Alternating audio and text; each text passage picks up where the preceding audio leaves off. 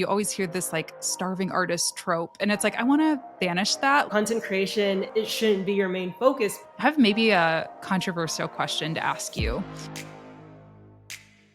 What's up, and welcome back to the Freelance Friday podcast. I've got a really fun interview today with Leah of Jar of Stars Creative. Leah and I met in my last round of the Social Media Management Accelerator, which is my hands-on immersive course for people looking to become social media managers or improve their social media management business. Something interesting about Leah, though, is that while she does work with social media clients and helps with all of the marketing and all of that, her passion actually lies in video.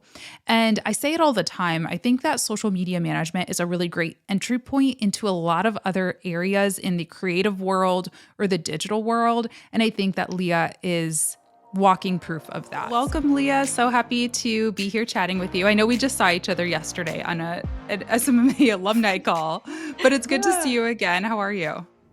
I'm doing well. How are you? Good, good. So do you want to give a little intro to yourself and share who you are and how you got into this space? I remember as a child, I was just recording videos with my sister. Like, we found a random webcam around our house, and then we just started recording clips of ourselves.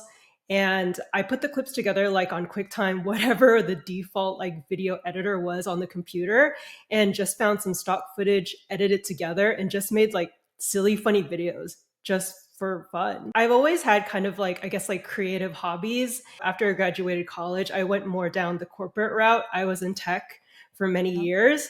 And then when I started getting into YouTube, I made videos like on the side. I would, film sometimes after work, and on the weekends I would edit videos. When I started thinking about, okay, I think I need to be more strategic and learn about kind of the business side of content creation, I started looking at jobs, and I started working freelance then for a social media marketing agency based in Los Angeles. And that was a really good learning experience. I had to create content for like around 30 different businesses and different industries every week. So that really taught me how to, one, be on schedule with Yeah. creating content, and also how to come up with content ideas really quickly, because I only had about like 20 minutes to spend on each client. So that's kind of how I got more interested in the business side. 2020 rolled around. I started my art Instagram, and I started doing kind of like online art events. Then from that, I decided to start my own business, and that's kind of where we are now. Yeah. Okay, that's awesome. I can really relate to so much of your story because I got started in a very, very similar way. It was like I just kind of started creating my own content and then falling in love with kind of the business side of it behind it and realizing that I had something to offer other businesses or other creatives too. I also think it's really interesting. I love that you're an artist. You make amazing stuff, by the way. Like I will make sure to, Thank if you. it's okay, like link your art stuff as Yeah, well. Um, absolutely. yeah, super talented. And I love that. I come from a family of artists. I didn't get the art gene. It skipped me. But You I got it in a am different way, I feel like. thank you. I do, yeah, I do consider myself a creative person and I love like I'm a patron of the arts for sure. And I love your story too, because I think sometimes, and yeah, I guess I can relate that I went to school for film and I wanted to, my dream was always to make music videos. That was like my dream Oh, career that's so cool. because Oh I my love gosh, music there's so too. many cool music videos. Yes, Yeah. yeah. Yeah. I think it's cool because, there are so many career possibilities for creatives. You always hear this like starving artist trope, and it's like, I want to banish that. You can still find a good paying job or business or career that allows you to be creative, that maybe is a little bit different than what your original vision Yeah. was. Like, I'm not making music videos, but like I'm making TikToks and Instagram reels all the time and shooting videos for clients. And honestly, that's so like I feel so lucky to be able to do something even close to my dreams. So I Yeah, love that you absolutely. are able to use your creativity in this way too, while still doing your original, art and all of that. Yeah, it's one of my favorite parts of doing this. Yeah. Cool. Okay, so you decided to start your business. Was there any like big steps that you took to getting that set up? For me, I was very careful to not over prepare, as in sign up for like all the tools. Okay, now I have to step up my video geared game and make sure I get like a really fancy studio setup just in case clients want to start sending me products and I need to take photos and videos and it needs to look all perfect. I think it's really important to work with what you have first. And I think what's really cool these days about where like short form content is, or video content is in general, is that we're going back to more of a relatable, being real type of vibe. And that means that you don't necessarily have to take the highest quality video. I think what's more valuable is thinking about the content, like what actually is the value that you're delivering. And the most important video tool you have, I would say, is most likely in your hand already. It's your phone. So I think learning how to use your phone, the camera on your phone well, or maybe, if you have an older phone, upgrading that, I think that's one important step already, to learning how to do video, if that's something that you want to do for clients. And then you really need to make your own videos, like make your own content as well. Like, I think that's really the only way that you'll learn how to do specific things, because you'll run into it and you're like, okay, I need to find a tutorial to do this right. And then you'll learn how to do it. So for me, I was like, the most important thing is, okay, I know how to do video. I've done content creation. I have to get clients. I need to get better at the business side. So I was very intentional about, okay, to build my business up without much of a following yet on social media, even though in the future I want to get more leads out of, my social media following for my business. I need to meet people. I need to go to business events, tech events, whatever means I have to take to get clients. I need to get clients in first, because then I just have a hobby. This is just a fun, creative hobby. This is not a business if I'm not making money. So I was like, I have to be laser focused on that. And there was some meandering, and I did, I think I was very fortunate that when I started my business, I put word out that, hey, I'm taking clients for social media marketing. I had, a friend, a longtime friend who had just started their own business that was like, hey, I want to help you with your portfolio. Can you do social media marketing for us? And so that was helpful. And then I did contract work for a technology consulting company, kind of tapped into who I already knew as well. And that's what I recommend too, that if you're starting your business, you never know who might need help or who wants to help you. Yes. Yes. Okay.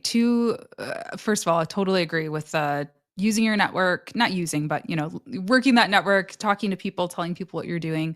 But two things popped into my head. One, you talked about editing and learning how to edit. I know you said you kind of just have always dabbled in editing, even when you were, younger. Do you have any good resources or recommendations for like editing tutorials? How did you learn? Did you take any classes or specific creators that you watched or anything like that? I learned how to edit through YouTube, which is Yeah. so funny if you think about it, Yep. because it's like I'm learning how to edit videos by watching a Yeah. video. But YouTube, there's a wealth of tutorials. I totally agree. YouTube University is where it's at. Like I still YouTube stuff all the time. I'm like, wait, how do I do this? Yes. And yeah, it's so helpful. And I think that's a great point of like testing things out on yourself, because I'm able to make mistakes, and not have to be so high pressure about, oh my gosh, I don't know how to edit this thing perfectly when it's my own stuff. Like I'm like learning rather Yeah, than it being a client's video. And I'm like, oh that's no, like the true. You pressure want is to really experiment on. on your own stuff first. Yes. Yeah, before. Yeah. One of the areas social media managers of today need to learn, whether they like it or not, is video, at least the basics. That's why I'm so happy to share that Munch is sponsoring today's episode. Munch's AI technology transforms lengthy videos into bite-sized social media optimized clips that captivate audiences and keep brands ahead of the game, whether your client is a podcaster, or maybe they're a corporate company that hosts a lot of webinars, or maybe they're a speaker who does public speaking events and has long form videos from that. Munch can help you cut these down and optimize them for social media platforms. All you got to do is create a new project, then select the platforms that you're looking to create videos for. From there, you will paste in the link of the video, or you can upload the video file. Give it a little bit of time, and Munch will automatically find the clips that are most likely to be compelling and interesting to watch on the social media platforms that you've selected. They'll also automatically put captions on there for you, which of course you can edit. It's amazing. I highly recommend it. And I will leave a link for you down below. And then another thing you said, this is like, I don't know. I feel like your videos are just so they just look so good. Like they're so Oh, clear, they're thanks. so bright. And like part of that is obviously just your skill and your eye and everything. But I also want to know, I don't know how to make my phone videos look like that. And I think a lot of people are in the same situation as me. Do you have any tips for like how to make your iPhone video quality the best that it can be? I always recommend as much as possible to shoot in 4K just from the get go. You just have a lot more options with what you do with the clip that you shoot afterwards. You can zoom in and it'll still be clear depending on how much you zoom in. But if you start shooting a video with 1080 or 720 already, you're not going to be able to keep it high quality and do some, maybe more complicated edits.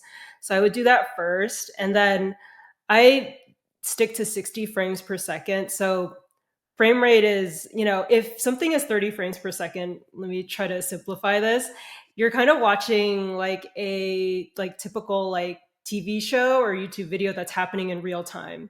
And something that is 24 frames per second, that's usually the way that movies are filmed. They Mhm. are Like more cinematic. not, yes, more cinematic. Yes. Yeah. And the higher the frame rate, the more like frames you're capturing. And you can do things like slow a video down slightly if film at, 60 frames per second, if you want that dramatic effect. I like having that option, so I usually stick to filming at 60 frames per second. I would also invest in a phone tripod, like something to stick your phone on when you film, so you're not just propping it up on your bag or something, when you're filming. You don't have to think about it. It's secure and it's at a flattering angle for whatever scene you're trying to film. Yeah. I think the background matters too though. Like you have a really good like I love like this wall that we're looking at right now. Like I know you film in front of that sometimes or when you're in your more of like living space, it looks like you're really using natural light to your advantage too. So that stuff Yes. can definitely impact your quality too. Okay, so let's talk a little bit about the client workflow. So we met in SMMA last year. Late, I'm Yes, like, what last day is year. it? What year is it? Late last year, we met in SMMA, and that's kind of a lot of what we talk about in that course is like client workflow and like getting everybody onboarded and figuring out what you're going to offer to your clients. So I would love to know like how you do this for your clients. How do you get them set up for video success? Like how do you start to like really flesh out that video strategy for a client? Really go into what are their business goals, what is the vibe of their business, who they are, and then that will help determine who their audience is, who follows their content and who watches them. And then you'll figure out from there what they want to know about their product or service, or how they want to know about it. Depending on the platform that they're on, you can have a mix of video and, photo content. I don't think Mhm. any one is better or worse than the other. I think something else you have to think about too is the industry, right? So, like, just for a few examples, if I am helping a mental health therapist out with their content. You can do short form and long form content for them, depending on their budget ultimately. But for Mhm. short form, you could do a video with them, what a day looks like for a, mental health therapist. And then a long Mhm. form could be a more in-depth video about different mental health specialties, right? And that will position them or show them off more as an expert. So Yeah. having kind of both sides of that, I think would be really good for them. If, I have a client that is a comedian, for example, a short form might be a a joke and a punchline, very, short, has captions, it draws people in.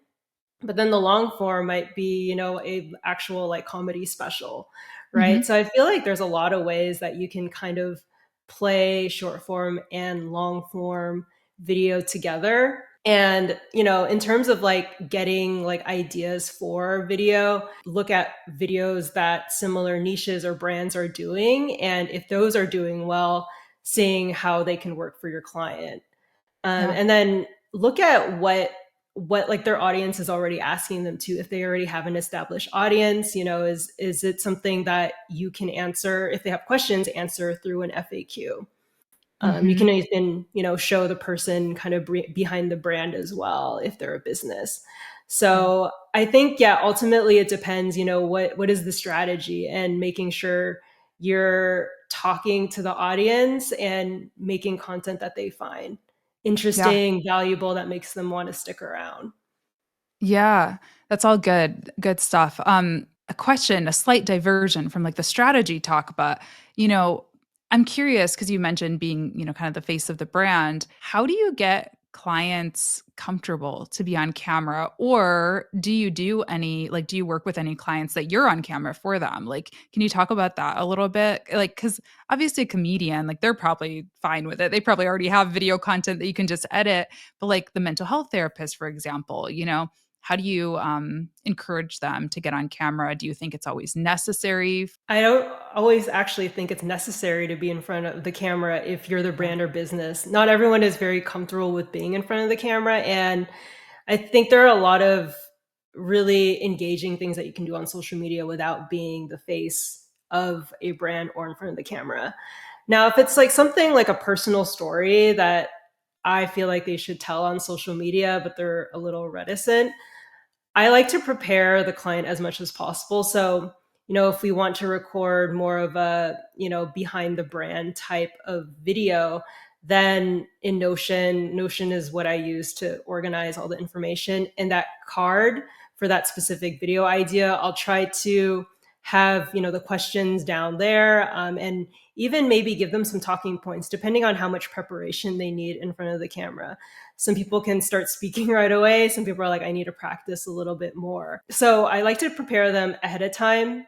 And then once we get into recording, I like to start off with just like some fun chatter, just like some just casual chat, because I feel like, that loosens them up, but also then their more natural facial expressions come out. They're not like, okay, I need to make my face look a very like professional way. Yeah. They're like, okay, like I kind of open up more, and this is like more of my natural expression. And then I remind them that it's okay if you feel like you mess up a line. Yeah. I do it all the time when I record myself too. I have to re-record lines over and over. Sometimes we can re-record. That's the magic of video. You can re-record something. So I try to take the pressure off of them so they don't feel that, oh, it needs to be perfect, because Yeah. that's not the most important thing. From there, we record, and then I like to show them along the way what it looks like. So just like even turn the camera around, like if I'm recording, so they can even see like what it looks like, and they feel like they have input in the process. So they're not in front of the camera all the time. They probably have Yes. never done it, and they're putting their trust in you, and looking to you for expertise. So I always strive to make my clients look, I like themselves the best that they can be, but as natural as Yeah. they can be as well. I even try to find like, I ask them, what's your best angle? And I try Yes. to position them more towards the light. Like, oh, can you like sit up a little bit? So I like to give those pointers so they also feel more at ease. Like, okay, like she's trying to make me look good for the most part. Yes. Yeah. Yeah. I love that. I agree. I think that's like a big thing that's missing of I've been kind of on the other side of the camera, like as like talent or like being filmed by some people who just did not have that personal touch. That's actually why I was like, I want to do more production work too. Cause I feel like those of us who have been on both sides of it, we really come at it from a place of like empathy and like Yeah. knowing, I've been on camera for so many years and even still I get nervous sometimes, or, I might have an insecure day. And so like having that person kind of coaching me along and like, checking my hair, checking my angles, like for me, it like is really reassuring. So I love that you're doing that. I think there is a unique need or a unique blend of like the video marketer, I guess, where it's like maybe not a music video director or a filmmaker, but you're also having tapping into the specialized skill of video. Why did you feel the need to learn more about social media marketing when it came to your video practice? You could do videos for fun, right? Mhm. Of like your product or your service, post it on Instagram, post it on TikTok. And, you might have fun. You might get some, people looking at that.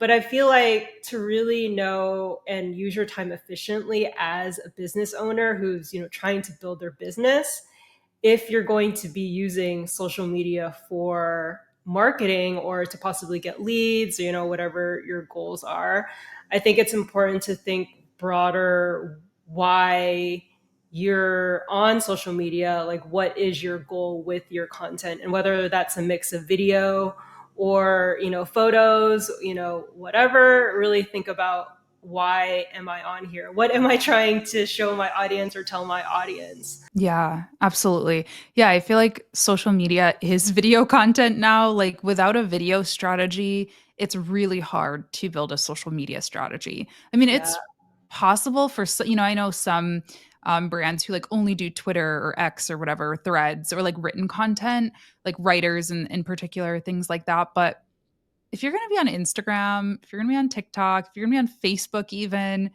you've got to have some element of video, I think, in your marketing strategy nowadays.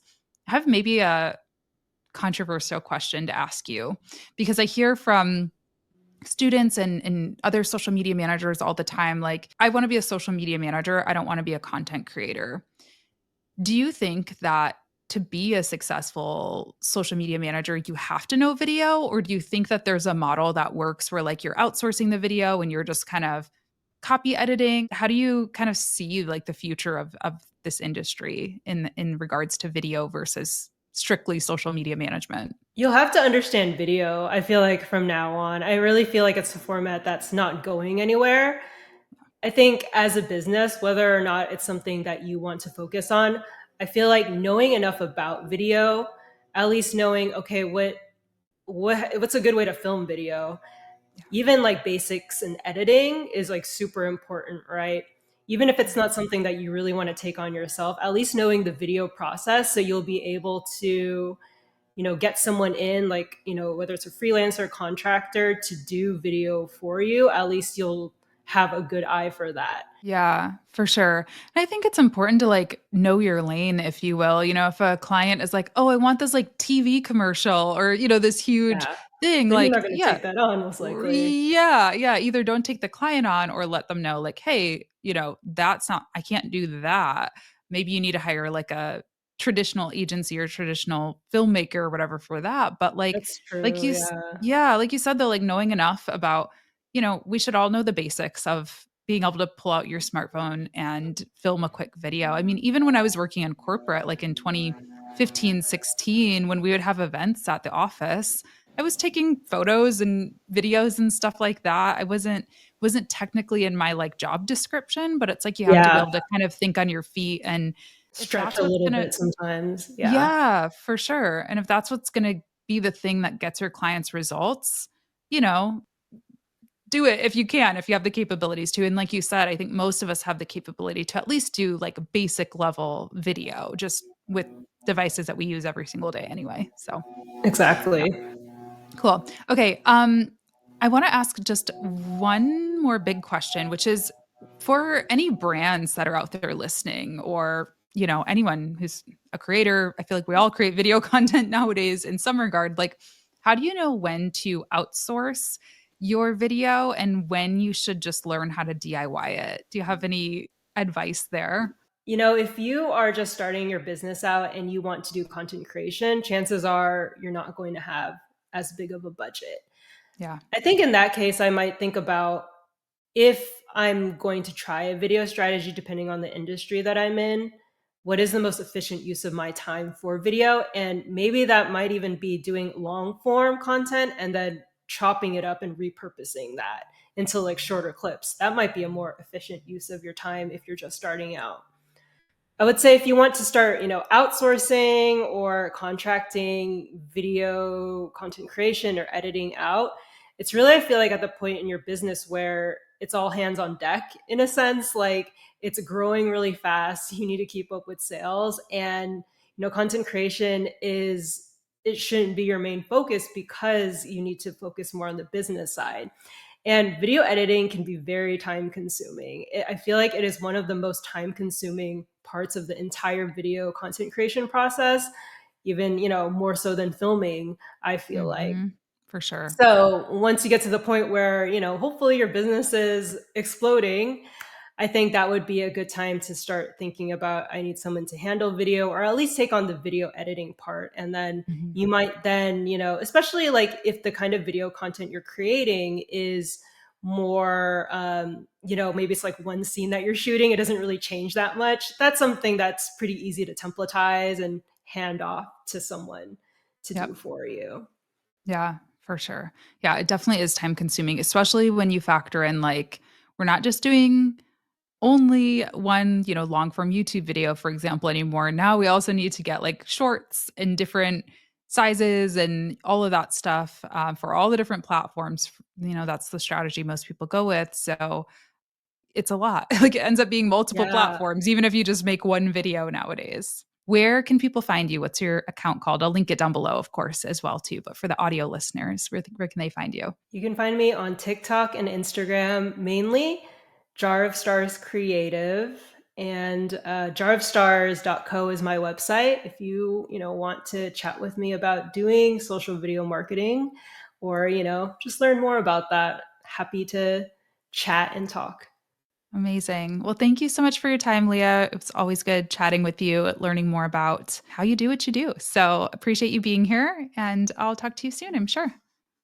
Thank you so much, Latasha, for having me. Of course. Thanks again for tuning in, y'all. Really hope you enjoyed this conversation with Leah and that you learned something. Be sure to go follow her. I'll leave all her links down below. There will also be links for the Social Media Management Accelerator if you're interested in joining that and learning a little bit more about video, about social media content, about client workflows, and developing your own unique offers. So that will be down below. I'll see you there. And thanks so much for tuning in.